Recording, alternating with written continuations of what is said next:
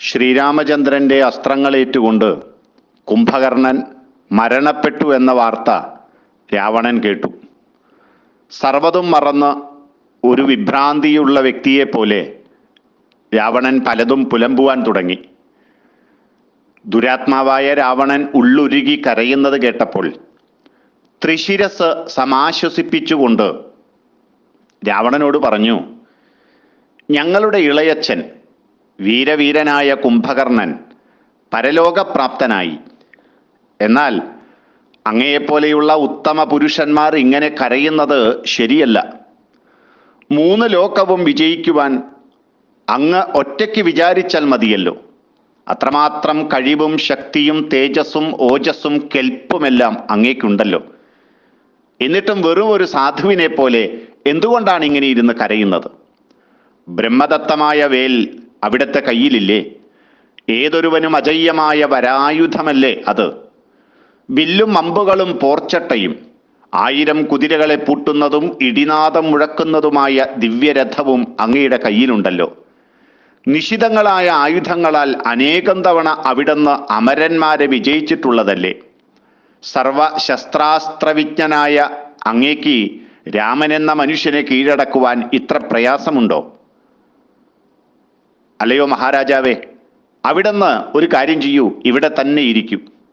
ഗരുഡൻ സർപ്പങ്ങളെ എന്ന പോലെ അവിടത്തെ അരികളെ നിശേഷം നശിപ്പിക്കുവാൻ ഞാനിതാ പോവുകയായി. ദേവേന്ദ്രൻ ശംഭരനെ എന്ന പോലെ, മഹാവിഷ്ണു നരകനെ എന്ന പോലെ ഞാനിന്ന് രാഘവനെ ഉഗ്രയുദ്ധത്തിൽ നിഗ്രഹിക്കും. ആ കാര്യത്തിൽ അങ്ങേക്ക് സംശയം വേണ്ട. ഇതെല്ലാം കേട്ടപ്പോൾ തനിക്കൊരു പുനർജന്മം കിട്ടിയതുപോലെയുള്ള സന്തോഷമായിരുന്നു രാവണൻ ഉണ്ടായിരുന്നത്. കാലചോദിതനായ രാവണൻ വളരെയധികം ആനന്ദിച്ചു. ത്രിശിരസിന്റെ വാക്കുകൾ കേട്ടപ്പോൾ അവിടെ ഉണ്ടായിരുന്ന രാവണപുത്രന്മാരായ ദേവാന്തകനും നരാന്തകനും തേജസ്വിയായ അതികായനും യുദ്ധത്തിലുള്ള താല്പര്യത്തോടെ ഇമ്പത്തോടുകൂടി അവരും പറഞ്ഞു, ഞങ്ങളും നിന്റെ കൂടെ വരുന്നു. അങ്ങനെ 4 പേരും ചേർന്ന് യുദ്ധത്തിനായി പുറപ്പെടാൻ തീരുമാനിച്ചു. രാവണന്റെ പുത്രന്മാരായ ഇവരെല്ലാവരും ഒരുപോലെ വീരന്മാരും ഇന്ദ്രതുല്യ പരാക്രമികളും ആകാശത്തിൽ കൂടി സുഗമമായി സഞ്ചരിക്കാൻ കഴിയുന്നവരും മായകളെല്ലാം അറിയുന്നവരും അമരവരന്മാരുടെ അഹങ്കാരമടക്കിയവരും അതുല്യ യുദ്ധത്തിൽ ദുർമതന്മാരും അതിശക്തന്മാരും അതിയശസ് സമ്പാദിച്ചവരും ഒരൊറ്റ യുദ്ധത്തിലും തോറ്റു എന്ന് കേൾക്കാത്തവരും ഗന്ധർവ കിന്നര മഹാനാഗങ്ങൾ ഒത്തുചേർന്നാലും അടരാടാൻ കഴിവുള്ള വീരപരാക്രമികളും അസ്ത്രശസ്ത്ര പ്രയോഗങ്ങളിൽ അതീവ പടുക്കളും മഹാവിജ്ഞന്മാരും പലതരത്തിലുള്ള ദിവ്യവരങ്ങൾ സമ്പാദിച്ചവരും ബാലാദിത്യപ്രഭയാർന്നവരും ഏതു തരത്തിലുമുള്ള ശത്രുക്കളെയും വിജയിക്കുന്നവരുമായിട്ടുള്ള അതിതേജസ്വികളായിരുന്നു ഈ കുമാരന്മാരെല്ലാവരും. തൻ്റെ പുത്രന്മാരെ സസ്നേഹത്തോടുകൂടി ഗാഠാലിംഗനം ചെയ്ത് അവർക്ക് വേണ്ട മേക്കോപ്പുകളെല്ലാം അണിയിച്ച് അതിശോഭനങ്ങളായ ആശിസുകൾ അവർക്ക് അരുളി ചെയ്ത് ലോകത്തെ ഉപദ്രവിക്കുന്നത് സന്തോഷമാക്കി തീർത്ത ആനന്ദമാക്കി തീർത്ത രാവണൻ തൻ്റെ പുത്രന്മാർക്ക് യുദ്ധത്തിന് അനുവാദമേകി. കുമാരന്മാരുടെ രക്ഷയ്ക്ക് വേണ്ടി യുദ്ധോന്മത്തൻ മത്തൻ എന്നീ സഹോദരന്മാരായ 2 പേരെയും വിളിച്ച് സ്നേഹസമ്പൂർണനായ ആ പിതാവ് അവരുടെ കൂടെ അയച്ചു. അതിശക്തന്മാരായ അവർ യുദ്ധക്കളത്തിൽ ഒരു മഹാമാരി പോലെയാണ് പെയ്തിറങ്ങിയത്. കടലലമാലകൾ ആർത്തിരമ്പുന്ന ആ വേഗതയോടുകൂടി തന്നെ അവർ യുദ്ധക്കളത്തിൽ വലിയ തരത്തിലുള്ള അപകടങ്ങളാണ് വാനരന്മാർക്ക് വരുത്തിയത്. എന്നാൽ വീരന്മാരായ യുദ്ധവീരന്മാർ കൊടുങ്കാറ്റ് പോലെ ആഞ്ഞടിച്ചുവെങ്കിലും അവർ 4 പേരും യുദ്ധക്കളത്തിൽ മരിച്ചു വീണു. അനേകം വരങ്ങൾ ലഭിച്ചിട്ടുള്ളവനും മഹാരഥനുമായ അതികായനെ ലക്ഷ്മണൻ നിഗ്രഹിച്ച വർത്തമാനം നെഞ്ചിരിപ്പോടുകൂടിയാണ് രാവണൻ കേട്ടത്. വളരെയധികം ദുഃഖിതനായ രാവണൻ മറ്റെല്ലാവരോടുമായി പറഞ്ഞു, വീരനും ശൂരനും ശസ്ത്രാസ്ത്ര പ്രമുഖനുമായ ധൂമ്രാക്ഷൻ, മിടുക്കനായിട്ടുള്ള അകമ്പനൻ, പ്രഹസ്തൻ, കുംഭകർണൻ ഇങ്ങനെയുള്ള അരക്ക വീരന്മാർ ശത്രുക്കളോട് എന്നുമെന്നും തോൽക്കാതെ വിജയിക്കുന്നവരായിട്ടുള്ള ഇവർ 4 പേരും രാമനാൽ ഹതരായി തീർന്നിരിക്കുന്നു. മറ്റനേകം ശൂരന്മാരെയും യുദ്ധത്തിൽ നിഗ്രഹിച്ചിരിക്കുന്നു. പടുകൂറ്റന്മാരും വ്യത്യസ്തങ്ങളായിട്ടുള്ള ശസ്ത്രവിശാരദന്മാരും ബാലവീര പരാക്രമങ്ങളിൽ വല്ലാതെ അറിവുള്ളവരും വല്ലാത്ത വീര്യബലങ്ങളോട് കൂടിയിട്ടുള്ളവരും വരലബ്ധങ്ങളായ അസ്ത്രങ്ങളോട് കൂടിയവരുമായിട്ടുള്ള എല്ലാ മിടുക്കന്മാരും വീരന്മാരിൽ പലരും തന്നെ മൃതരായി കഴിഞ്ഞിരിക്കുന്നു. വീരന്മാരായ ആ സഹോദരന്മാരെ ശക്രജേതാവായ ഇന്ദ്രജിത്ത് ശരജാലങ്ങളാൽ കെട്ടിയിട്ടതായിരുന്നു രാമനെയും ലക്ഷ്മണനെയും ഒക്കെ. സുഘോരങ്ങളായ ആ ബന്ധനമൊഴിക്കുവാൻ വാനോർക്കും കെൽപ്പേറുന്ന അസുരന്മാർക്കും യക്ഷ കിന്നര ഗന്ധർവന്മാർക്ക് പോലും അതിന് സാധ്യമല്ലായിരുന്നു. ഒരിക്കലും ബന്ധനമഴിക്കാൻ പറ്റാത്ത ബന്ധനമായിരുന്നു ഇന്ദ്രജിത്ത് ആ സഹോദരന്മാർക്ക് നൽകിയത്. ആ നാഗാസ്ത്രക്കെട്ട് മിടുക്കുകൊണ്ടോ മായ കൊണ്ടോ എങ്ങനെയാണ് രാമലക്ഷ്മണന്മാർ അഴിച്ചത് എന്ന കാര്യം എനിക്കിപ്പോഴും അറിയുന്നില്ല. എൻ്റെ നിർദ്ദേശമനുസരിച്ച് പോരിന് പുറപ്പെട്ട ശൂരന്മാരായ രാക്ഷസ പടയാളികളെ കരുത്തേറിയ വാനരപ്പട യുദ്ധത്തിൽ വധിക്കുന്നതും എനിക്കിപ്പോഴും മനസ്സിലാവുന്നില്ല. സുഗ്രീവ വിഭീഷണന്മാരോടുകൂടിയ രാമലക്ഷ്മണ വീരന്മാരെയും സൈന്യത്തെയും ജയിക്കുവാൻ പ്രാപ്തനായ ഒരുവനെ എൻ്റെ കൂട്ടത്തിൽ ഞാനിപ്പോൾ കാണുന്നുമില്ല. ബലോഗ്രവീരനായ രാമന്റെ അസ്ത്രജ്ഞാന നൈപുണ്യം വളരെയധികം ആശ്ചര്യം ജനിപ്പിക്കുന്നത് തന്നെയാണ്.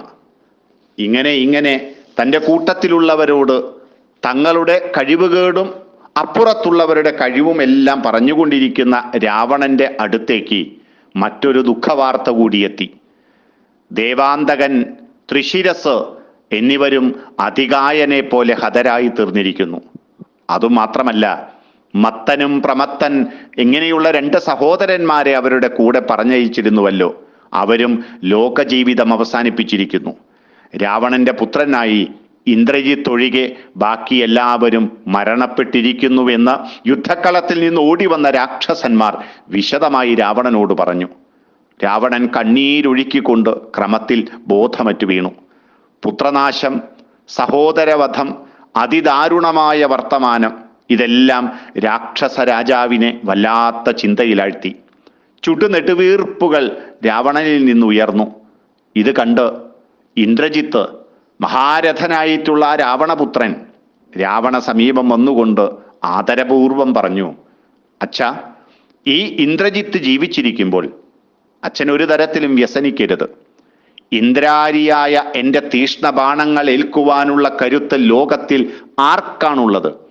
അച്ഛൻ നോക്കിക്കൊള്ളൂ, ഈ രാമന്റെയും ലക്ഷ്മണന്റെയും ശരീരങ്ങൾ ഛിന്ന ഭിന്നമായി അടർക്കളത്തിൽ കിടക്കുന്നത്. അവരുടെ സർവ്വ അംഗങ്ങളിലും എൻ്റെ കൂർത്തുമൂർത്ത ശരങ്ങൾ തറച്ച് അവരുടെ ഉയിരെല്ലാം അറ്റുപോകും.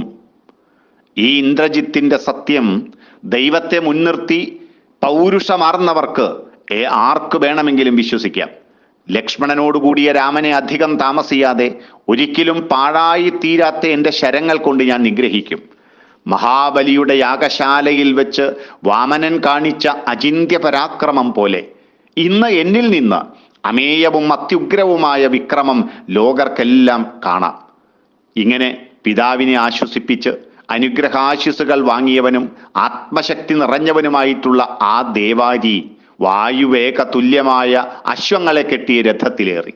സൂര്യപ്രഭയാർന്നതാണ് ആ തേര്. തേജസ്വിയായ മേഘനാഥൻ അതിവേഗത്തിൽ യുദ്ധക്കളത്തിലെത്തി. മഹാശക്തന്മാരായ അനേകം രാക്ഷസന്മാർ മികച്ച വില്ലും ശരങ്ങളും ആയുധങ്ങളും എടുത്ത് അരിമർദ്ദകനായ ആ വമ്പനെ അത്യാനന്ദത്തോടുകൂടി അനുഗമിച്ചു. യുദ്ധക്കളത്തിലെത്തിയ ആ നിശാചരേന്ദ്രന്റെ സൂനു അരക്കപ്പടയെ മുഴുവൻ തേരിന്റെ 4 ഭാഗത്തായി അണിനിരത്തി നിർത്തി. അതിരുഷ്ടനായ മേഘനാഥൻ തൻ്റെ സൈന്യങ്ങളെ നോക്കി അതിശക്തമായ ഭാഷയിൽ അലറി വിളിച്ചുകൊണ്ട് പറഞ്ഞു, ഈ വാനരപ്പടയെ നിഗ്രഹിക്കുവാൻ ഘോരമായി നിങ്ങളെല്ലാവരും യുദ്ധം ചെയ്യുവിൻ. ഈ ആജ്ഞ കേട്ട നിമിഷം ആ നിർദ്ദേശം കേട്ട രാക്ഷസപ്പട മുഴുവൻ വിജയലാഞ്ചനയോടെ വിജയാഗ്രഹത്തോടെ ശരവർഷം തന്നെ കവികളിൽ തുടങ്ങി. കീശവരന്മാർ വൃക്ഷങ്ങളും മലകളും ആയുധമാക്കിയെടുത്ത് ഒന്നിച്ചു ചേർന്ന് ക്രൂരനായ ഇന്ദ്രജിത്തിനെ നേരിട്ട് അടുത്തുകൊണ്ട് ആക്രമിക്കാൻ വന്നു. തേജസേറിയ മഹാശക്തൻ രാവണി വിക്രമം കൊണ്ട് വാനരന്മാരെ മുഴുവൻ ചുട്ടരിച്ചു. ഒരൊറ്റ സായകത്താൽ 5, 7, 9 ഇങ്ങനെ എണ്ണത്തിലധികമായി കപികൾ പിളർന്നു വീഴാൻ തുടങ്ങി. അരക്കന്മാർക്ക് ആനന്ദം അധികരിച്ചു. ശരങ്ങളെ കൊണ്ട് ശരീരം പിളർത്തുന്ന ഇന്ദ്രാണിയുടെ യുദ്ധം കണ്ടപ്പോൾ യുദ്ധക്കളത്തിൽ തലങ്ങും വിലങ്ങും വാനരവീരന്മാരെല്ലാം ഓടി ഒളിക്കുവാൻ തുടങ്ങി. എല്ലാവരും കണ്ണടച്ചു തുറക്കുമ്പോഴേക്കും 18 കണങ്ങൾ ഒരുമിച്ച് ചേർന്ന് ഗന്ധമാതൻ എന്ന് പറയുന്ന വാനര പ്രമുഖന്റെ ശരീരത്തിൽ തറച്ചു. അങ്ങു ദൂരത്ത് നിൽക്കുന്ന നളനിൽ 9 അമ്പുകളാണ് വന്ന് തറച്ചത്. മർമ്മങ്ങൾ പിളർക്കുന്ന 7 ബാണങ്ങൾ മൈന്ദനിൽ ചെന്ന് പതിച്ചു. അതേ തരത്തിൽ തന്നെ 5 എണ്ണം ഗജനിൽ വന്നു, 10 എണ്ണം ജാമ്പവാനിൽ, നീലനിൽ 30 എണ്ണം. ദ്വിവിധനും ഋഷഭനും സുഗ്രീവനും അംഗദനും തുടങ്ങിയവരെ വരലബ്ധങ്ങളായ തീഷ്ണ ബാണങ്ങൾ കൊണ്ട് കെൽപ്പ് കെടുത്തി താഴെ വീഴ്ത്തിക്കളഞ്ഞു ഇന്ദ്രജിത്ത്. മറ്റുള്ള കവിമുഖ്യന്മാരെ ഒരാളെയും ആ രാവണി വിട്ടില്ല. അതിവേഗമാർന്നതും സൂര്യനെ പോലെയുള്ളതുമായ സായകങ്ങൾ വർഷിച്ച് സകല സൈന്യങ്ങളെയും ഇന്ദ്രജിത്ത് യുദ്ധക്കളത്തിൽ വീഴ്ത്തി. അസുര സൈന്യങ്ങളെ വിട്ട് പെട്ടെന്ന് തന്നെ ഇന്ദ്രജിത്ത് അന്തർധാനം ചെയ്തു. ആ ഇന്ദ്രാരിയെ ആരും കാണുക പോലും ചെയ്തില്ല. കാർമേഘവർഷ ബിന്ദുക്കളെ എന്ന പോലെ ഉഗ്രശരങ്ങളെ ചൊരിഞ്ഞ് സ്വയം സംതൃപ്തനായി തീർന്നു ഇന്ദ്രജിത്ത്. ഇന്ദ്രജിത്ത് തൻ്റെ മായാപ്രയോഗങ്ങൾ ആരംഭിച്ചു. മായയിൽ മറഞ്ഞു നിന്ന് ഇന്ദ്രജിത്ത് അയക്കുന്ന അമോഘങ്ങളായ അസ്ത്രങ്ങൾ തറച്ചുകൊണ്ട് ദീനസ്വരത്തിൽ ആർത്ത് കരഞ്ഞ് വജ്രം തട്ടിയ മലകൾ പോലെ മർക്കട സൈന്യം തുരുതുരാ താഴെ വീഴുവാൻ തുടങ്ങി. ദേഹം മുഴുവൻ വിണ്ടുകീറിയ ഹരിവരന്മാർ അന്യോന്യം അടുത്ത് ചെന്ന് ഒച്ചയോടെ നിലം വിളിച്ച് പലരും നിലം പതിച്ചുപോയി. ചില കവിമുഖ്യന്മാർ ഇന്ദ്രജിത്ത് ആകാശത്തിൽ എവിടെയാണെന്ന് സൂക്ഷിച്ചു നോക്കുമ്പോഴേക്കും അവരുടെ കണ്ണുകളിൽ വന്ന് ശരം തറച്ചു. തപ്പിത്തടഞ്ഞ് അടർക്കളത്തിൽ നടന്ന് പലരും താഴെ വീണു. ശ്രീരാമലക്ഷ്മണന്മാരിലും അതുല്യങ്ങളായിട്ടുള്ള ആദിത്യ തുല്യ ശോഭയുള്ള 1000 അമ്പുകൾ വന്ന് തറയ്ക്കുവാൻ തുടങ്ങി. അസ്ത്രങ്ങൾ ഓരോന്ന് തറയ്ക്കുമ്പോഴും തൻ്റെ സഹോദരനെ സസ്നേഹം കടാക്ഷിച്ചുകൊണ്ട് ശ്രീരാമൻ അത്ഭുതമാർന്ന മട്ടിൽ ലക്ഷ്മണനോട് പറഞ്ഞു, ലക്ഷ്മണ, ഇന്ദ്രവൈരിയായ രാക്ഷസേന്ദ്രൻ ഇതാ രണ്ടാമതും മഹാ അസ്ത്രങ്ങളെടുത്ത് അമോഘ വീര്യ ബലവാന്മാരായ വാനരന്മാരെ മുഴുവൻ വീഴ്ത്തിക്കഴിഞ്ഞിരിക്കുന്നു. കൊടും ശരങ്ങളാൽ നമ്മളെയും വല്ലാതെ അലട്ടുന്നു. വിധാതാവിൽ നിന്ന് വരം വാങ്ങിയ ഇന്ദ്രജിത്ത് ഭീഷണ ശരീരത്തെ മായ കൊണ്ട് മറച്ച് ആകാശത്തിൽ നിൽക്കുകയാണ്. എങ്ങനെയാണ് ഇവനെ നിഗ്രഹിക്കുവാൻ സാധിക്കുക? ദിവ്യാസ്ത്രങ്ങളെല്ലാം അറിയുന്നവനും അതെല്ലാം എടുത്തവനും അദൃശ്യരൂപനുമാണ് ആ രാവണി. അചിന്ത്യശക്തനായ ഭഗവാൻ വിരിഞ്ചൻ്റേതാണ് ഈ അസ്ത്രമെല്ലാം എന്നാണ് ഞാൻ മനസ്സിലാക്കുന്നത്. എല്ലാ അസ്ത്രങ്ങളും ബ്രഹ്മാസ്ത്രം തന്നെ. എന്നോടുകൂടി നീയും ഇതാ ശരജാലങ്ങൾ ഏൽക്കുകയാണ് ലക്ഷ്മണ. ഒരു കാര്യം പ്രത്യേകം മനസ്സിലാക്കൂ ലക്ഷ്മണ, മനസ്സിനെ ഒട്ടും ചഞ്ചലമാക്കാതെ നിൽക്കണം. എത്ര അസ്ത്രങ്ങൾ വേണമെങ്കിലും ശരീരത്തിൽ വന്ന് തറയ്ക്കട്ടെ, മനസ്സൊരിക്കലും ചഞ്ചലപ്പെടരുത്. ബുദ്ധിമാനായ നീ അല്പനേരം ഇതിനെ സഹിക്കുക തന്നെ വേണ്ടി വന്നേക്കും. ഈ നിശാചരേന്ദ്രൻ അസ്ത്രവർഷം കൊണ്ട് ദിക്കുകളെല്ലാം മൂടുകയാണ്. ശൂരാഗ്രഗണ്യനായ വാനരന്മാർ എല്ലാം വീണ് നിറം കെട്ടിരിക്കുന്നു. ദേഷ്യവും സന്തോഷവും കൂടാതെ യുദ്ധം നിർത്തിയ നമ്മൾ വീണു കഴിഞ്ഞാൽ യുദ്ധത്തിൽ വിജയലക്ഷ്മിയെ വരിച്ച അവൻ ഉടനെ തന്നെ ഇവിടെ നിന്ന് അപ്രത്യക്ഷനായി അന്തഃപുരത്തിലേക്ക് പോയിക്കൊള്ളും. അതുവരെ ഈ അസ്ത്രങ്ങളെ മുഴുവൻ നെഞ്ചിലേക്ക് ഏറ്റുവാങ്ങുവാൻ നമ്മൾ തയ്യാറാകണം. ആ നൃസിംഹന്മാർക്ക് കടുത്ത അടരിൽ വല്ലാത്ത വല്ലായ്മകൾ തോന്നിത്തുടങ്ങി എന്ന് തോന്നിയപ്പോൾ ഇന്ദ്രജിത്തിന് വളരെ സന്തോഷമായി.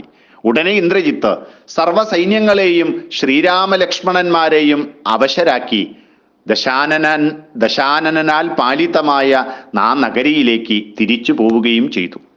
ലോകൈക വീരന്മാരായ ശ്രീരാമലക്ഷ്മണന്മാർക്ക് പോലും അവശരായി മൂർച്ഛിച്ചു വീഴുകയേ തരമുണ്ടായിരുന്നുള്ളൂ.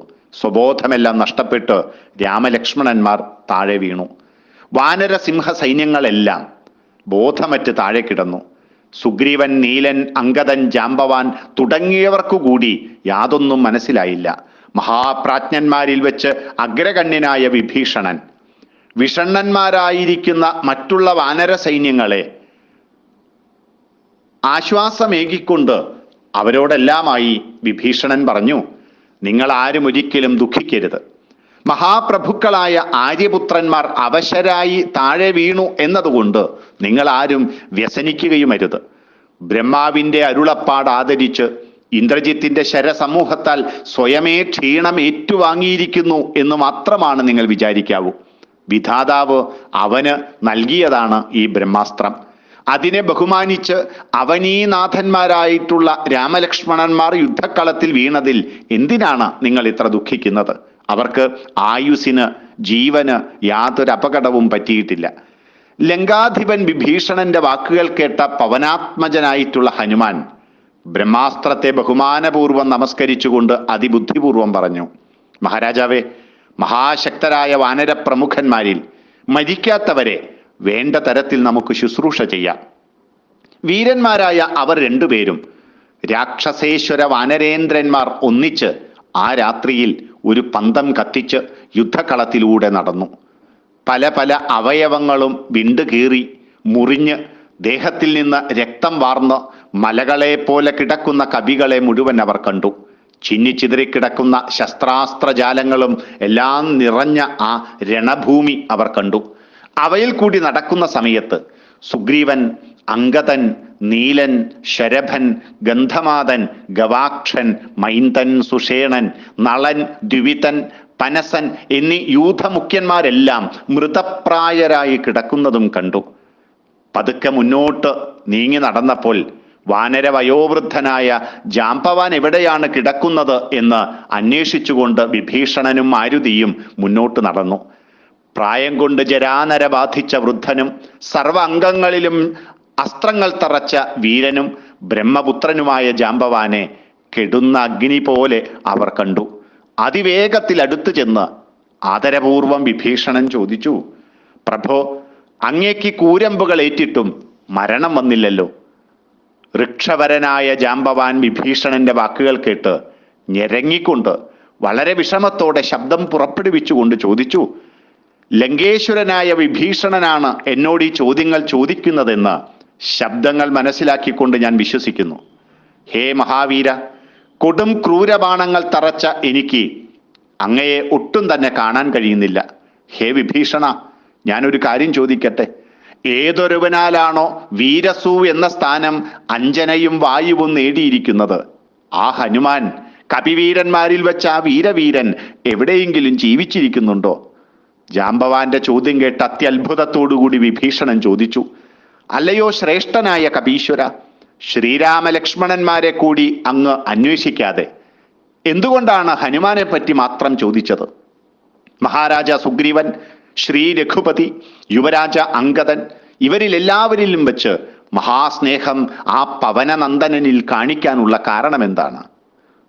തൻ്റെ ശരീരം വല്ലാതെ വേദനിക്കുന്നുണ്ടെങ്കിലും ആ വേദനയെല്ലാം കടിച്ചമർത്തിക്കൊണ്ട് മന്ദഹാസത്തോടുകൂടി ജാമ്പവാൻ മറുപടി പറഞ്ഞു, രാക്ഷസേശ്വര, മാരുതിയെപ്പറ്റി ആദ്യം തന്നെ ഞാൻ അന്വേഷിച്ചതിൻ്റെ കാരണമുണ്ട്.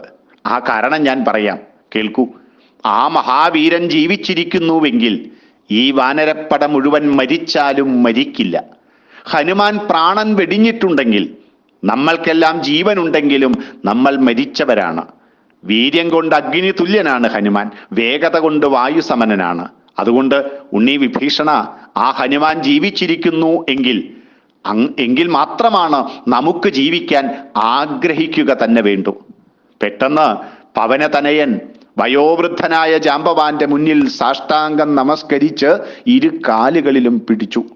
അത്യധികം അവശനാണെങ്കിലും ജാമ്പവാന്റെ വാക് പീയൂഷം കൊണ്ട് താൻ വീണ്ടും ജനിച്ചു എന്ന് മാരുതിക്ക് തോന്നി.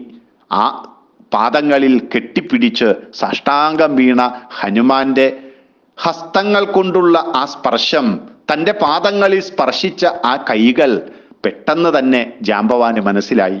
ജാമ്പവാൻ സന്തോഷപൂർവം ഹനുമാനോട് പറഞ്ഞു, വാനരവ്യാഘ്രനായ ആഞ്ജനേയ, വരൂ, ഈ കപികളെ മുഴുവൻ സംരക്ഷിക്കൂ. കുഞ്ഞേ, മറ്റാർക്കും ഇപ്പോൾ ഇവരെ തുണയ്ക്കുവാൻ സാധ്യമല്ല. ഒരേ ഒരാൾക്ക് മാത്രമേ അതിന് പ്രാപ്തിയും കെൽപ്പുമുള്ളൂ. അത് നിനക്ക് മാത്രമാണ് മാരുതി. ഇപ്പോൾ നിന്റെ ശൗര്യം മാത്രമാണ് ഞങ്ങൾക്കെല്ലാം ആശ്രയം. മറ്റൊരു ജീവിയെയും എനിക്ക് ആശ്രയത്തിനായി തോന്നുന്നില്ല. ഉണ്ണി ഹനുമാൻ, ഈ വീരവാനരന്മാരെയും വൃക്ഷപ്രമുഖന്മാരെയും അങ്ങ് സന്തോഷിപ്പിക്കൂ. ശ്രീരാമലക്ഷ്മണന്മാരെ ശല്യമില്ലാത്തവരാക്കി മാറ്റൂ. അനേക കാതം വഴി കടലിന്റെ മേൽഭാഗത്തുകൂടി നീ ഒരിക്കൽ കൂടി യാത്ര ചെയ്യണം. അഞ്ജനേയ, മഹാഗിരിയായ ഹിമവാനിൽ വളരെ വേഗത്തിൽ നീ എത്തണം. ഉയർന്നു നിൽക്കുന്ന 2 കൊടുമുടികൾ നിനക്ക് അവിടെ കാണാം. ഋക്ഷഭാചല ശൃംഗവും മഹാകൈലാസ ശൃംഗത്തെയുമാണ് നീ കാണുക. ആ ഉന്നത ശിഖരങ്ങളുടെ മധ്യത്തിൽ സർവദിവ്യൌഷധങ്ങളോട് കൂടിയ ഔഷധഗിരി നിനക്കതും കാണാം. ആ ഔഷധി പർവ്വതത്തിന്റെ മുകളിൽ 10 ദിക്കുകളെയും തിളക്കിക്കൊണ്ട് മിന്നിത്തിളങ്ങുന്ന 4 മരുന്നുകൾ നിൽക്കുന്നതും നിനക്ക് കാണാം ഹനുമാൻ. ആ മരുന്നുകൾ മൃതസഞ്ജീവനി, വിശല്യകരണി, സാവർണ്യകരണി, സന്ധാനകരണി എന്നതാണ്. ഈ പേരുകളുള്ള 4 മരുന്നുകൾ, അവയെല്ലാം അതിവേഗത്തിൽ പോയി നീ കൊണ്ടുവരണം. വാനര സൈന്യത്തിന് മുഴുവൻ പ്രാണൻ കൊടുത്ത് ആശ്വാസവും സന്തോഷവും നൽകണം. ജാംബവാന്റെ വാക്കുകൾ കേട്ട മാരുതി പൂർവാധികം ശക്തിയുക്തനായി കഴിഞ്ഞു. വേലിയേറ്റമുള്ള സാഗരം പോലെ തേജസ്സും ബലവും അടിക്കടി മാരുതിയിൽ വന്നു ചേർന്നു. ലങ്കയിലെ ഒരു പർവ്വതത്തിൽ നിന്ന് മറ്റൊരു പർവ്വതമെന്ന പോലെ ആ വീരനെ അടുത്ത നിമിഷത്തിൽ കാണാൻ സാധിക്കുന്ന തരത്തിലായി. ഉടനെ തന്നെ തൻ്റെ ബലിഷ്ഠമായ ശരീരം വികസിപ്പിച്ചുകൊണ്ട് ഒരു മഹാലക്ഷ്യത്തിനായി, ആ ദേവദേവനായിട്ടുള്ള ശ്രീരാമചന്ദ്രന്റെ കാര്യത്തിനു വേണ്ടി വീരമാരുതി തൻ്റെ യാത്ര ആരംഭിക്കാൻ നിൽക്കുന്ന ഈ ഒരു കഥാസന്ദർഭം വെച്ചുകൊണ്ട് നമുക്ക് ഇന്നത്തെ രാമായണ പഠനത്തിന് സമാപനം കുറിക്കാം. അതിശ്രദ്ധയോടുകൂടി രാമായണം പഠിക്കുവാൻ ഓരോരുത്തർക്കും സാധിക്കട്ടെ എന്ന പ്രാർത്ഥനയോടുകൂടി വാക്കുകൾ ഉപസംഹരിക്കട്ടെ. എല്ലാവർക്കും നന്ദി, നമസ്കാരം.